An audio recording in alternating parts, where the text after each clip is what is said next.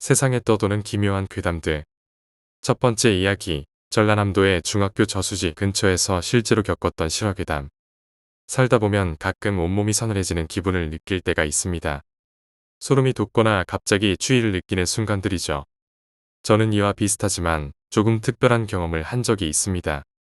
약 10년 전 중학교 1학년 때의 일입니다.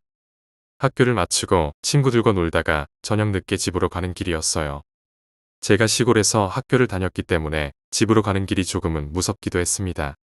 집으로 가는 길 왼쪽엔 저수지가 있고 오른쪽엔 산이 있었으며 가끔 보이는 묘지도 있었습니다. 그날은 이미 해가 지고 어둑어둑할 때쯤이었습니다. 길을 걷다가 절반쯤 왔을 때 갑자기 온몸에 소름이 쫙 돋았습니다. 그 소름이 얼마나 강렬했는지 추위마저 느껴졌습니다. 이를 잊으려고 다른 생각을 하며 노래를 부르면서 조금 빠른 걸음으로 걸었습니다. 몇 미터를 더 걸었을까? 갑자기 길 오른쪽에 있는 묘지 위에서 파란 불빛이 하늘로 솟구치는 것을 보았습니다. 그 광경을 본 순간 다리에 힘이 풀려 그 자리에 주저앉았습니다. 약 10초 정도 멍하게 앉아 있다가 다시 일어나서 뛰기 시작했습니다. 그렇게 뛰어가는데 다시 온몸에 한기가 돌며 소름이 돋았습니다. 그 소름이 채 가시기도 전에 저는 갑자기 뒤로 튕겨나가듯 넘어져 그대로 정신을 잃었습니다. 잠시 후 이상한 기분에 눈을 떠보니 한 할머니가 저를 묘한 미소로 바라보고 계셨습니다. 그 미소는 너무나 따뜻했습니다. 그 할머니가 저에게 물으셨습니다. 어딜 그리 급하게 가는 길이냐? 저는 집에 가야 할 시간이 늦어서 뛰어가는 중이라고 대답했습니다. 그러자 할머니께서 누구네 집을 아느냐고 물으셨습니다. 저는 그런 분을 모른다고 했습니다. 제가 살던 곳엔 집이 5채밖에 없어서 누가 사는지 다 알 정도였습니다. 그랬더니 그 할머니께서 제가 사는 동네까지 같이 가자고 하셨습니다. 저는 무서웠기 때문에 그 할머니를 모시고 같이 가기로 했습니다. 집이 보이기 시작할 무렵 저는 할머니께 거의 다 왔다고 말씀드리려고 옆을 돌아보았습니다. 하지만 방금 전까지도 함께 걷던 할머니가 보이지 않았습니다. 그때 멀리서 아버지가 절 애타게 부르면서 뛰어오는 모습이 보였습니다. 저는 너무 무서워서 아버지를 보자마자 반가워서 손을 흔들었습니다. 아버지는 거의 절규하듯이 절 불렀고 저에게 빨리 나오라고 말씀하셨습니다. 그제야 제가 느낀 추위의 원인을 알게 되었습니다. 제 허리 아래 부분이 물에 잠겨 있었던 것입니다. 저는 모르는 사이에 저수지로 걸어가고 있었습니다. 저는 겁에 질려서 아버지에게 달려가 안기며 상황을 설명했습니다. 아버지는 절 보자마자 왜 저수지로 들어갔냐고 물으셨습니다. 저는 기절했다가 깨어나니 어떤 할머니가 동네까지 같이 가자고 하여 그 할머니와 함께 집으로 가고 있었다고 말씀드렸습니다. 그러자 아버지는 놀라시면서 그날 저녁에 우리 집 아래에 사는 분의 어머니가 돌아가셨다고 하셨습니다. 그래서 아버지도 그곳에 다녀오셨는데 제가 오지 않아서 걱정이 되어 밖으로 나와 보신 것이었습니다. 아버지는 저 멀리서 누군가가 저수지로 들어가는 것을 보고 혹시나 하는 마음에 뛰어와 보셨다고 말씀하셨습니다. 그때의 기억을 떠올리면 지금도 소름이 돋습니다. 두 번째 이야기, 신병. 이 이야기는 제가 군대 전역을 앞둔 2004년 겨울에 생긴 일입니다. 제가 부대에서 윗사람이었으니 전역하기 한 달도 채 남지 않았죠. 아마 말년 휴가까지 열흘 정도 남았을 겁니다. 하루는 내무반에서 혼자 낮잠을 자고 있었는데 누군가가 저를 깨웠습니다. 보급관에게 걸린 줄 알고 슬그머니 일어나 보니 인사개원이 새로운 신병 한 명을 데리고 왔습니다. 인사개원이 나간 후 눈을 비비고 앉아서 신병의 얼굴을 보니 이게 웬일인가 싶었습니다. 고등학교 때 제게 공포의 대상이었던 동창이 우리 부대에 신병으로 온 것이었습니다. 제가 그 사람에게 맞거나 당한 적은 없지만 우리 학교에서 유명한 악질이었죠. 개인적으로 전혀 마음에 들지 않는 사람이었습니다. 그 사람도 저를 알아보았는지 눈이 희번덕거리며 저를 쳐다보더군요. 순간 저는 몇 초 동안 많은 생각을 했습니다. 저는 이제 우리 부대에서 가장 윗사람이었습니다. 비록 고등학교 시절엔 그 사람에게 위축되었지만 졸업한 지 4년이 다 되어가고 그동안 저 역시 많이 강해졌습니다. 만약 그 사람이 고등학교 시절 악당이었다면 저는 그보다 더 큰 악당이었습니다. 실제로 저는 우리 부대에서도 유명한 인물이었습니다. 그런 생각을 한 후 저는 큰 소리로 외쳤습니다. 이런 이등병 새끼, 누굴 똑바로 쳐다보냐. 욕을 하면서도 다소 어색함을 느꼈지만 곧바로 그 사람의 머리를 쓰레바지로 세게 때렸습니다. 그 사람의 표정이 변하더니 이렇게 말하더군요. 많이 컸네. 쓰레바지로 맞고도 여유있게 말하는 그의 태도에 고등학교 시절로 돌아간 듯한 느낌이 들었습니다. 그 느낌을 지우기 위해 계속해서 그의 머리를 쓰레바지로 때리며 말했습니다. 이 쓰레기가 군대에서도 내가 네 친구냐? 그를 5대 정도 때린 후 내무반을 나왔습니다. 밖으로 나와 담배를 피우며 생각해보니 고등학교 동창 모임에서 들은 말이 떠올랐습니다. 우리 고등학교 때 그 놈 있잖아. 졸업하자마자 조직에서 데려갔다더라. 하긴 그 놈은 조폭감이지. 확실히 그는 조폭감이었습니다. 고등학교 때도 싸우다가 질 것 같으면 주변의 의자 같은 것으로 상대를 찍어버렸던 사람이니까요. 세 번째 이야기, 귀신보다 무서운 것. 콘서트 현장에서 한 여가수의 옷이 흘러내리는 사고가 발생했습니다. 이 사고로 인해 여가수의 가슴이 노출되었고 이를 적절한 모자이크 처리 없이 어떤 기자가 인터넷에 올렸습니다. 그 결과 사진은 순식간에 퍼져나갔고 여가수의 이미지는 심각하게 훼손되었습니다. 사생활의 최소한의 인권조차 무시당하고 말았죠. 문제는 이러한 사진을 본 일부 사람들이 그것을 재미있게 여기며 밤을 보냈다는 점입니다. 다음 날 해당 여가수가 고통받고 있는 모습에 사람들은 그녀를 동정하기 시작했습니다. 하지만 그런 동정 여론이 형성되자 일부 사람들은 불쾌감을 느꼈고 어떤 온라인 커뮤니티에서는 여가수를 비난하며 그녀에 대한 억지 주장을 펼치기 시작했습니다. 이 사이트에서는 그녀가 왜 그런 옷을 입었는지, 왜 계속 춤을 추었는지 등을 문제 삼으며 여가수를 비난하는 글에 추천을 하고 댓글로 비난을 이어갔습니다. 이러한 행동은 인터넷이 얼마나 무섭게 사람의 생각을 조작하고 공격적인 행동을 부추길 수 있는지를 보여줍니다. 결국 이 글은 삭제되어 사태는 일단락되었다고는. 하지만 이와 같은 사건은 이번이 처음이 아닙니다. 이전에도 비슷한 일이 반복되어 왔으며 때로는 이러한 인터넷의 폭력이 실제로 사람들의 삶에 큰 영향을 미쳤습니다. 이러한 사건들은 우리 안에 잠재된 파시즘을 드러내고 간단한 생각이나 충동적인 행동이 얼마나 큰 파장을 일으킬 수 있는지를 증명합니다. 우리는 더 신중하고 깊이 있는 생각을 가지고 행동해야 합니다. 네 번째 이야기, 유서. 이 글을 남기고 오늘 밤 나는 죽을 것입니다. 나와 같은 경험을 하는 사람이 있다면 그것은 다행일지도 모릅니다. 언제 죽을지 모르는 이 세상에서 내일이 내가 죽는 날이라는 것을 알게 된다면 나는 무엇을 해야 할까요? 그리고 수많은 못다한 일과 사랑하는 사람에게 내가 무슨 말을 할 수 있을까요? 나는 성질이 그리 좋은 사람이 아니었습니다. 다른 사람에게는 절대 말해서는 안 될 이 이야기를 읽고 나와 함께해 주기를 바랍니다. 그간에 일어났던 일들을 자세히 기록해 두었습니다. 형, 조만간 죽을 것 같아요. 밤에 너무 무서워서 잠을 잘 수가 없어요. 이건 하루 이틀의 일이 아니라 매일 밤 가위에 눌리는 일입니다. 졸업 후 1년 만에 만난 상은이가 학교 앞 술집에서 분위기가 달아오르자 갑자기 이상한 말을 시작했습니다. 야, 가위가 뭐 별거야? 좀 참아. 무서운 것이 뭐가 있어. 소주나 마시자. 나는 상은이의 말을 우습게 여기고 잔을 가득 따라 술을 권했습니다. 상은이는 목마른 사람처럼 술을 급하게 마시더니 내 잔과 자신의 잔에 술을 다시 따르며 말을 이어갔습니다. 형, 제 이야기 좀 들어주세요. 진짜 심각해요. 처음 시작된 건 한 2주일 전이었어요. 형, 그때 형에게 잠깐 얘기했던 거 기억나요? 제 친구 중에 한주라는 친구가 있었잖아요. 그 친구가 죽었다고 했던 거요. 상은이는 다시 술을 한 잔 마셨습니다. 근데 왜 그랬냐고요? 한주가 털어놓은 이야기는 정말 충격적이었어요. 한주의 부모님이 결혼하기 전부터 어머니가 가위에 눌렸대요. 매일 같은 아이가 어머니의 얼굴 위에서 어머니를 내려다보고 있었다고 해요. 처음엔 그러다가 점점 더 심해져서 매일 밤 그 아이가 보이고 누군가가 계속 이름을 불렀다고 합니다. 어머니는 각종 방법을 다 써보셨지만 소용이 없었대요. 그런데 어느 날 결혼식 전날 밤 그 아이가 직접 말을 했다고 해요. 그 남자와 결혼하지 마세요. 그래서 어떻게 됐어? 하지만 한주의 어머니는 결혼을 하셨고 그 후로는 가위에 눌리지 않으셨대요. 그리고 한주가 태어났죠. 그런데 한주는 고등학교를 졸업하면서부터 매일 밤 가위에 시달리기 시작했어요. 처음에는 피곤해서 그런 줄 알았지만 점점 심해져서 견딜 수 없게 되었대요. 한주 역시 어머니가 젊었을 때 괴롭히던 그 아이를 보았다고 해요. 한주가 걱정이 되어 부모님께 말씀드렸을 때 어머니는 그 자리에서 기절하셨대요. 나는 갑작스럽게 소름이 돋고 술 기운이 싹 달아났습니다. 잠깐 술 좀 마시고 계속할게요. 상은이와 나는 술자를 부딪혔습니다. 그 후 한주는 계속 가위에 눌렸지만 해결책이 없었어요.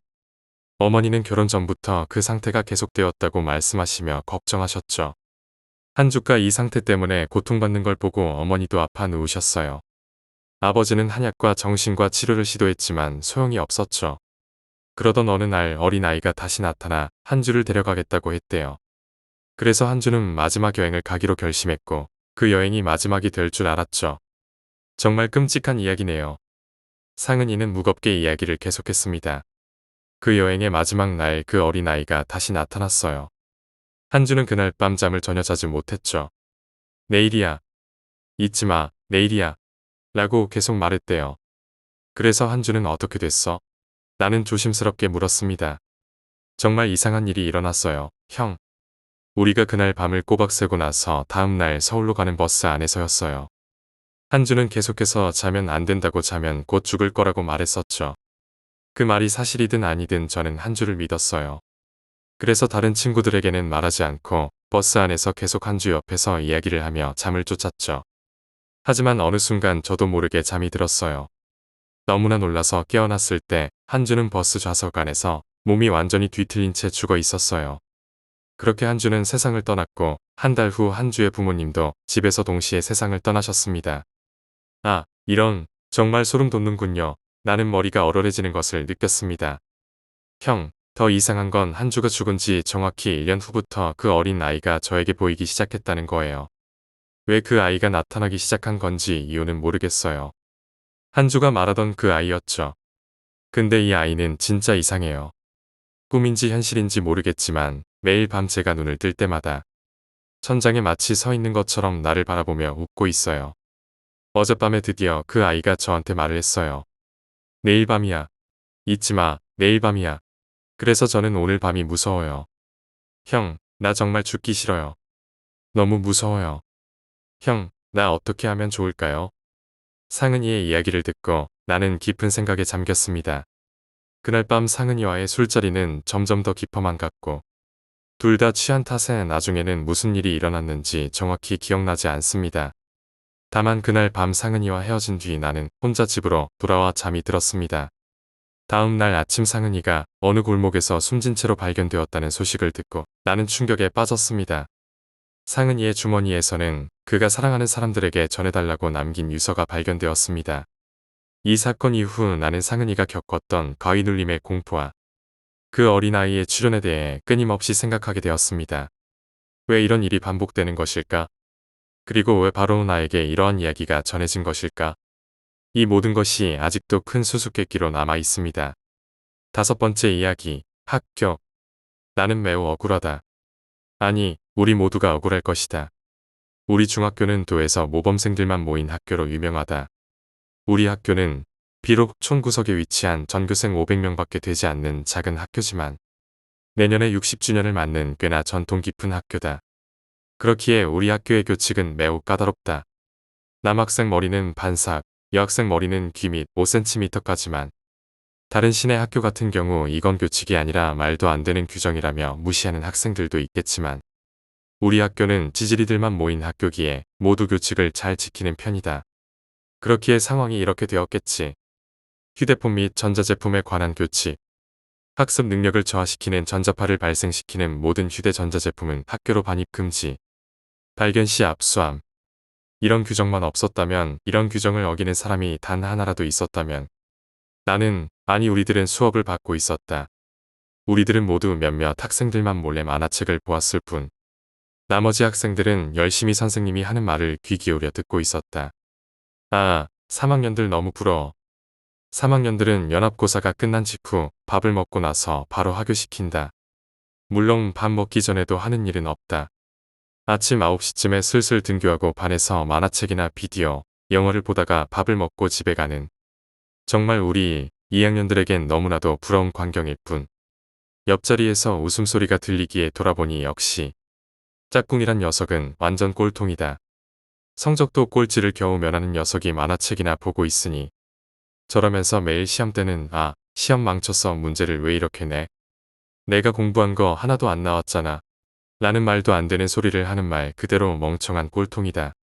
에휴, 짝꿍이 저러니 나까지 괜히 힘이 빠진다. 뭔가 재미있는 일이 있었으면 좋겠는데. 지루한 일상, 얼른 3학년이 되어서 놀기나 해야겠다. 천천히 시선을 칠판으로 돌리고 있는데 난데없이 무언가 터지는 듯한 소리가 들려왔다. 뭐야? 뭐지? 총소리인가? 뭐야? 뭐야? 학생들은 말 그대로 혼비백산이 되었다. 그때 선생님이 말했다. 에이 자식들, 조용히 안 해. 학년 녀석들이 영화 보면서 소리를 너무 키웠네. 아, 전 녀석들 지들끼리 조용히 놀 것이지 왜 우리 2학년 학생들에게까지 피해를 주고 그래. 다들 조용히 하고 똑바로 책 봐.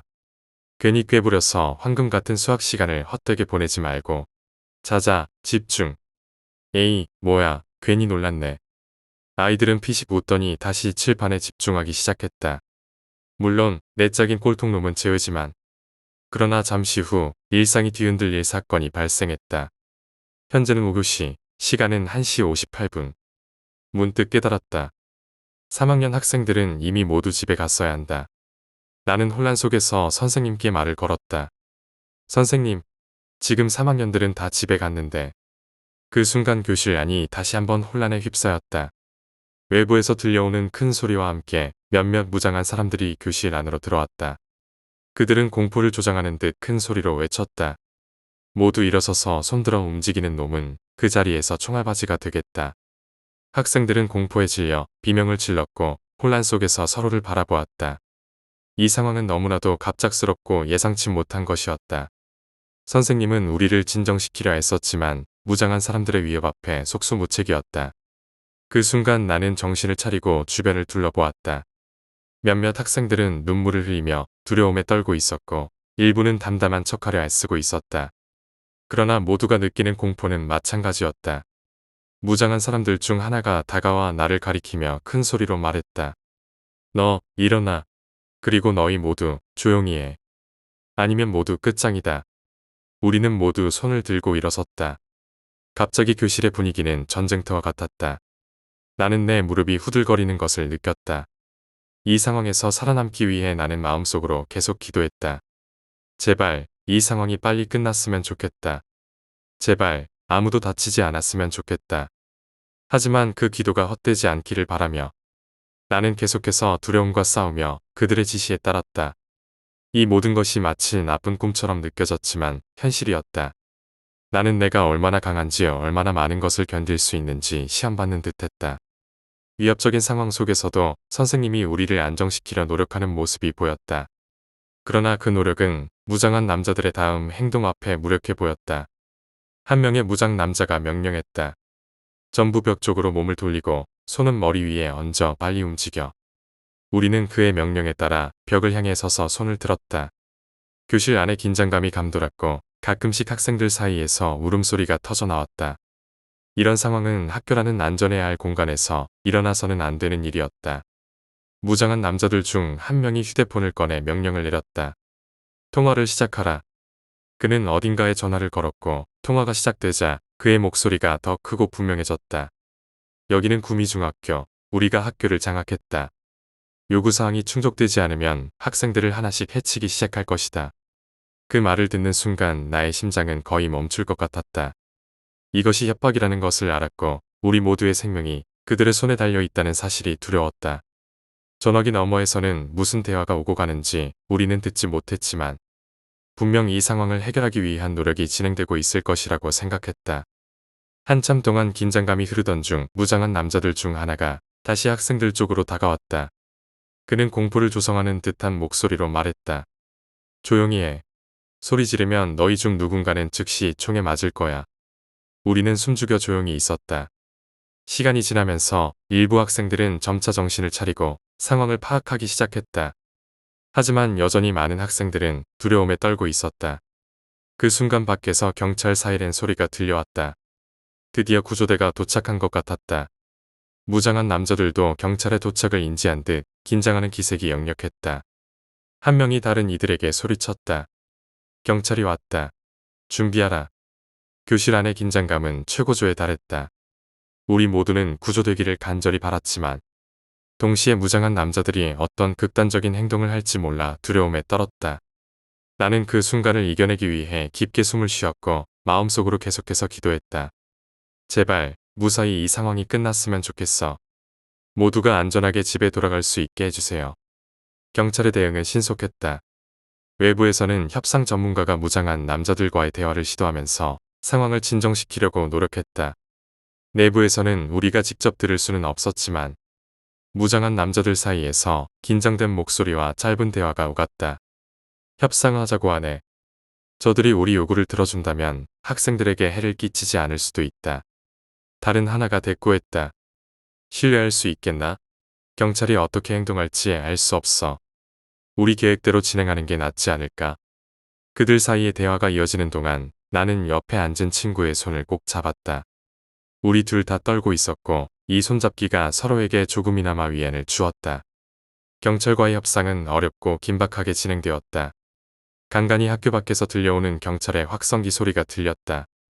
우리는 여러분의 요구를 듣고 있습니다. 학생들에게 해를 끼치지 마세요. 안전하게 학생들을 풀어주면 대화를 계속 진행할 수 있습니다.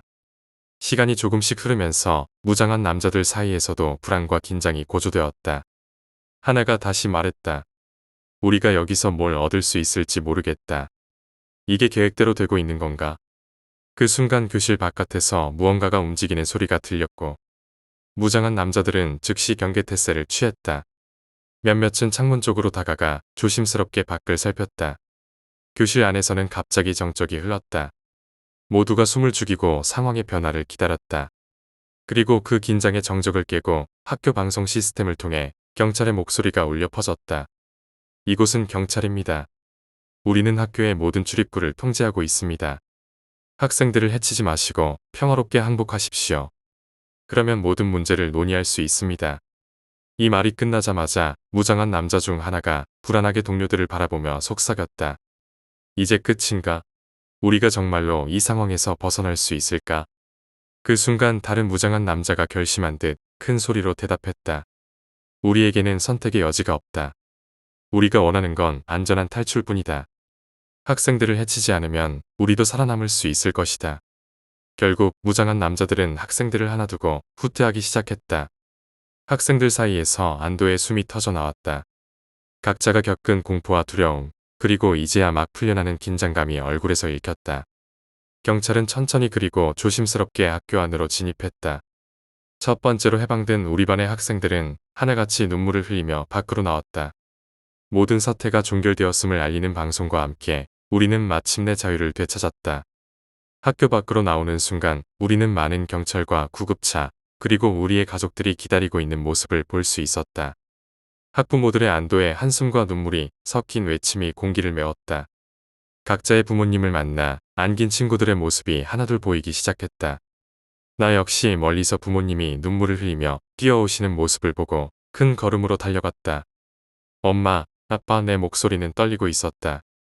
이 말을 하기가 어려웠다. 나를 꼭 아는 부모님의 포옹이 얼마나 따뜻하고 안심되는지 몰랐다. 우리는 몇 분 동안 말없이 서로를 꼭 껴안고 서 있었다. 그 사건 이후 학교는 일주일간 휴교령이 내려졌고 모든 학생들과 교직원들은 심리상담을 받을 기회를 가졌다. 경찰과 협상을 통해 무장한 남자들은 체포되었고 그들의 동기와 배경에 대한 수사가 진행되었다.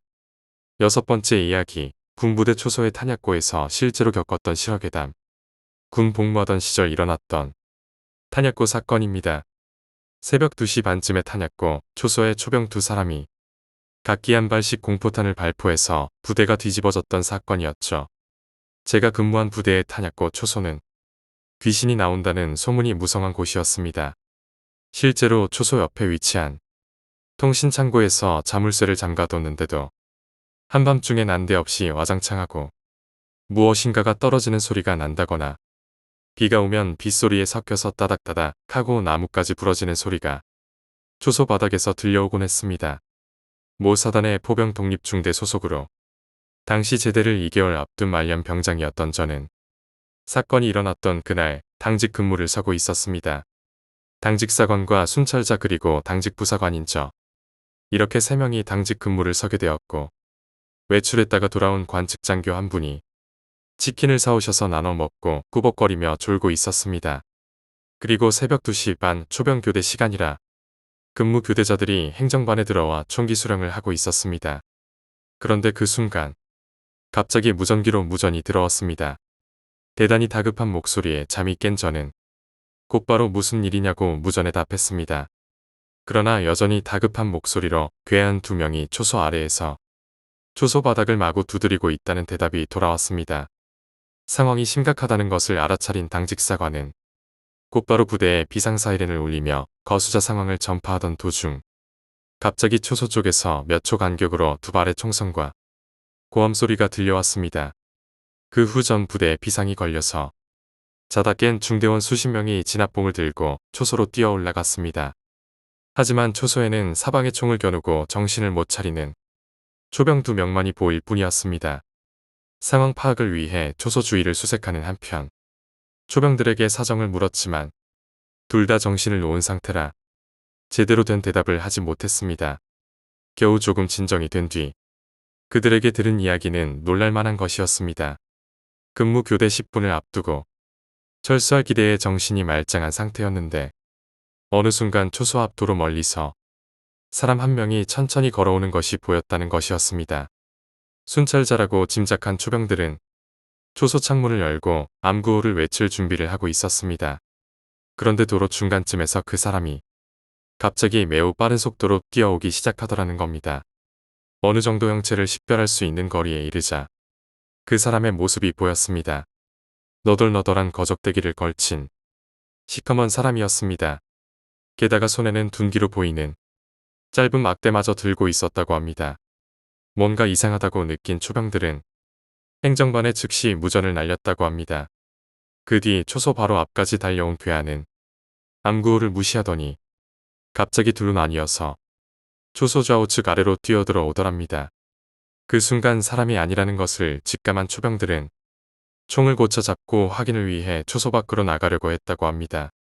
그러자 괴한이 초소 바닥을 사방에서 마구 두드렸고 고함에 가까운 암구호를 외쳐도 어떠한 응답조차 하지 않은 채 오직 바닥만 두드리고 있었다는 것입니다. 그리고 위협을 하기 위해 사수가 한 발, 부사수가 한 발씩 공포탄을 발사하고 나서야 두드림이 멈췄고 곧이어서 중대원들이 달려왔다는 것이었습니다. 그 사건으로 인해 전 중대원이 한밤중에 온 부대를 샅샅이 수색하게 되었습니다. 하지만 2시간에 걸친 수색에도 불구하고 그 어떤 이상도 발견할 수 없었습니다. 날이 밝은 뒤 대대장까지 찾아와 보다 자세히 수색을 했지만 초소 바닥에서 약간의 긁힌 자국이 발견된 것 이외에는 어떠한 이상도 찾을 수가 없었습니다. 어쨌거나 공포탄 2발이 격발된 것은 사실이었기에 그 사건은 멧돼지에 의한 오발 사건으로 종결되었습니다. 그 후 부대의 철조망을 보수하고 멧돼지에 대한 대응 방법을 교육받는 것으로 그 사건은 마무리되었습니다. 하지만 그때 그 초병들은 그것은 분명 멧돼지가 아니라 사람이었다고 말했습니다. 해당 초병들은 그 후 탄약고 초소 근무를 한사코 거부하여 끝내 탄약고 초병에서 제외되었습니다. 과연 그때 그것의 정체는 무엇이었을까요? 아직까지도 그것이 진짜 멧돼지였는지는 의문이 남습니다. 초소 바닥을 어째서 두드린 것인지, 멧돼지가 1.5m 높이의 초소 바닥을 두드릴 수 있는 것인지, 그 멧돼지는 도대체 어디로 사라진 것인지, 둘로 나뉘어 초소 바닥을 미친 듯 두드렸던 그것이 무엇일지 아직도 저에게는 의문으로 남아 있습니다. 7번째 이야기, 혼수 상태. 잠시 꿈을 꾼 것 같았다. 눈을 뜨자 그곳에는 하얀 천장, 하얀 벽 커튼, 일정하게 울리는 기계음, 눈이 부시다. 시야가 뿌옇다. 제 말소리 들리세요? 누군가가 나에게 말을 거는 듯했다. 여기는 어디? 이상한 느낌이다. 몸은 움직이지 않고 목소리는 매우 탁하다. 비로소 내가 교통사고를 당했다는 사실을 기억해낸다.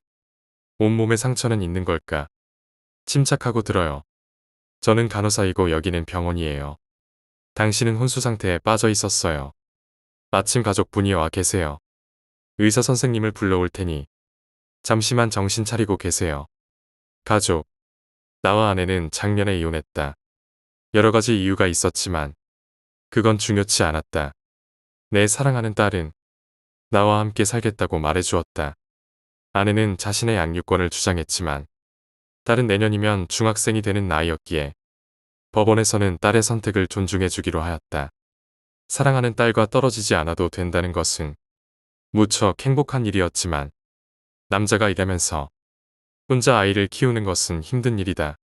그래서 얼마 전부터는 시골에 계신 어머니를 모셔와서 생활하고 있었다.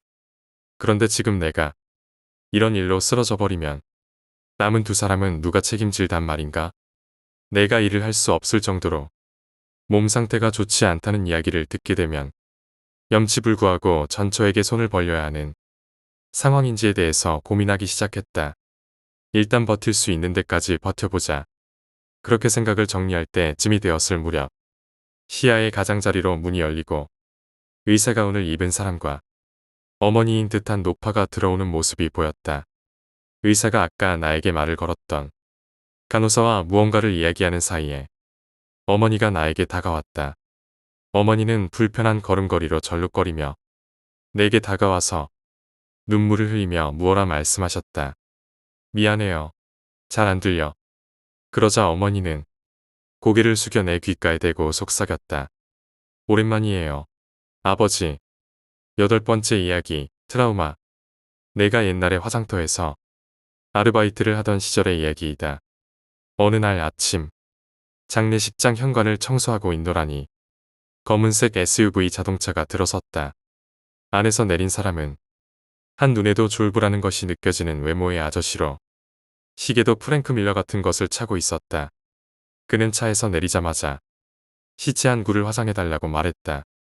보통은 시체를 옮겨오기 전 장례업자나 유족들로부터 사전 연락이 오고 신고인의 보험증이나 사망신고서 등의 서류와 화장 시간까지 지정해서 오는데 그 아저씨는 장례식장에는 이미 말을 해뒀고 시간도 없으니까 빨리 화장이나 하라고 고압적으로 명령했다.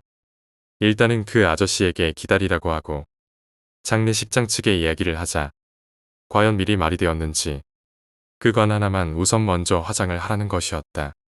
나는 어쩔 수 없이 장례 오븐을 열었다. 시체는 30세 정도의 남자로 갓 죽은 것이었을까. 보통 시체들보다 혈색도 좋아 보였다.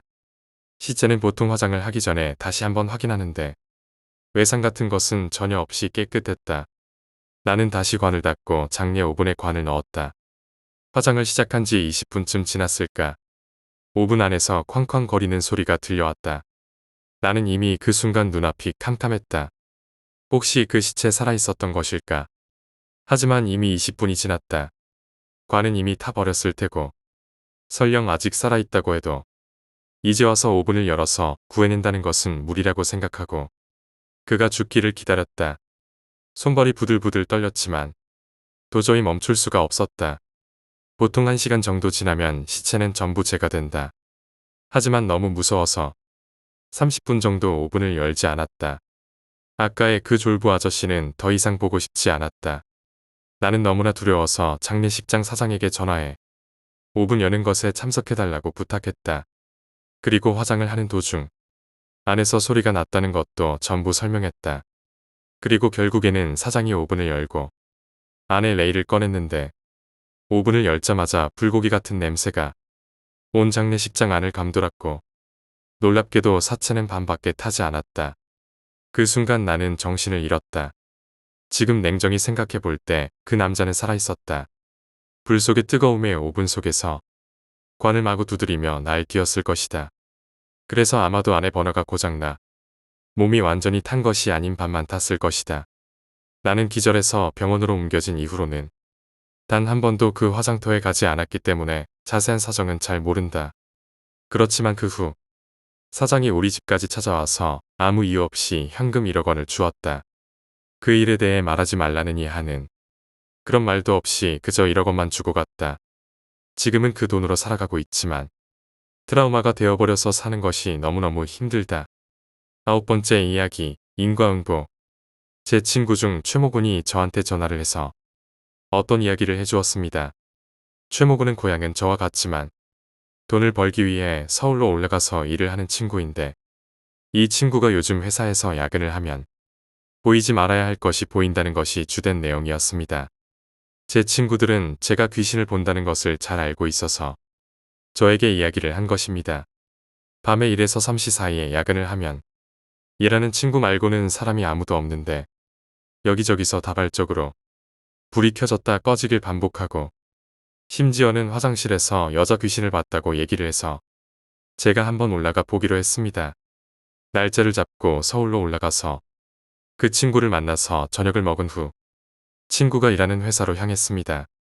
친구 회사는 겉으로 보기에는 멀쩡해 보였지만 친구가 일하는 5층으로 올라가자 순간 역한 냄새가 제 코를 찔렀습니다. 귀신은 원래부터 냄새가 좀 나지만 냄새가 심할수록 악귀이거나 원한이 큰 거죠. 그래서 전 친구한테 경고했습니다. 생각보다 위험하니 내 옆에서 떨어지지 말아라. 그리고 천천히 사무실을 둘러보는데 사무실 천장에 거꾸로 매달린 단발머리 귀신이 보이더군요. 옷차림은 투피스로 단정해 보였고 몸에 어디에도 상처는 없었는데 혀가 길게 입 밖으로 나와 있었고 목이 꺾여 있는 걸로 봐서는 목을 매달아 죽은 여자였습니다. 전 흠칫 놀라서 친구를 붙잡아 제 등 뒤로 숨겼고 그 귀신을 노려보았습니다. 그러자 그 귀신이 밑으로 뚝 떨어져 저와 마주보게 되었습니다. 몇 분간을 귀신과 눈싸움을 하는데 그 귀신이 웃어대기 시작했습니다. 그렇게 한참을 웃다가 절 보더니 비키라고 말하더군요. 전 절대 못 비킨다며 왜 내 친구를 괴롭히냐고 물으니 이 회사의 남자들은 죽어 마땅하다고 소리를 고래고래 지르기 시작했습니다. 왜 이 회사 남자들이 죽어야 마땅하냐고 물으니 사연을 들을 수 있었습니다. 4년 전에 이 회사를 다녔는데 같은 사무실에서 일하는 박 대리와 사귀게 되었습니다. 알고 보니 남자는 유부남이고 자기와는 불륜 관계에 있었던 것입니다. 심각한 부분은 사귀던 당시 임신까지 하게 되었고 그 사실을 남자에게 이야기를 했더니 자기는 피임을 철저히 했으니 그 애는 자기 자식이 아니라고 잡아댔다는 겁니다. 결국 그녀는 남자의 와이프를 찾아가서까지 이야기를 했지만 오히려 처남에게 두들겨 맞고 쫓겨났다며 피눈물을 흘리는데 그 모습은 무섭기보다는 측은하다는 생각이 들었습니다. 워낙 남자한테 당한 게 많다 보니 만만해 보이던 제 친구를 시작으로 남자들을 다 죽이겠다는 생각에 괴롭힌 것이라고 합니다. 퇴마사도 무속인도 아니었던 저는 그 귀신에게 손을 쓸 방법이 없었기 때문에 그저 친구를 건들지 말아달라는 부탁만을 할 수밖에 없었습니다. 당신이 당한 일은 매우 안타깝고 불쌍하지만 내 친구가 이 회사에 입사하기 전 일이니 제발 아량을 베풀어 내 친구만은 건들지 말아달라고 빌었습니다. 그 여자 귀신이 피눈물을 흘리는 눈으로 제 친구와 저를 보더니 아무 말 없이 스르르 사라지더군요. 여자가 사라지고 친구한테 박대리라는 사람이 아직도 근무하냐고 물으니 이제 박 과장이라고 하더군요.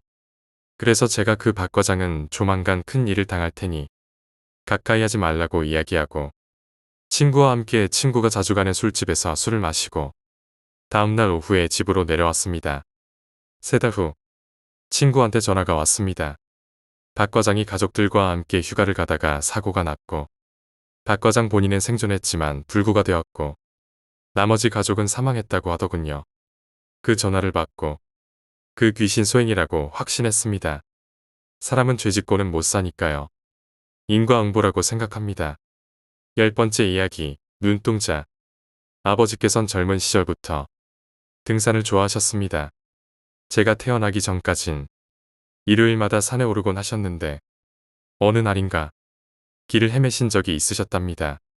점점 날은 저물어 주위가 어두워지고 날씨는 싸늘해지고 어서 빨리 숙소나 인가를 찾아야겠다고 생각하던 차에 다행히도 산속에 허름하고 낡은 산장이 한 채가 있었다고 합니다. 아버지는 방에 들어가자마자 누우셨는데 눕자마자 몸이 움직이지 않으셨다고 합니다. 너무 피곤해서 가위에 눌리신 것입니다. 가위에서 벗어나려고 이리저리 몸을 움직이셨는데 문득 천장을 자세히 보니 나무로 된 천장에 눈이 하나 보이는 것이었습니다. 아버지를 유심히 쳐다보며 깜빡이는 눈. 아버지는 가위에 눌리셔서 눈도 감지 못하고 그대로 천창에 눈을 쳐다보셨고 너무 피곤하셨던 탓에 그대로 가위에 눌린 채로 잠에 빠지셨다고 합니다. 일어나니 이미 해가 중천에 떴었고 천창을 보니 어제 봤던 눈이 그대로 보였습니다. 아직도 꿈인가 싶어 당황하셨지만 자세히 보니 나무로 된 천장에 구멍이 나 있었고 그 구멍으로 사람의 눈이 보였던 것입니다. 아버지께서는 바로 경찰에 신고하셨고 결국 천장에서 보였던 눈은 위층 마루바닥에 숨져 있던 시체의 눈이었다고 합니다.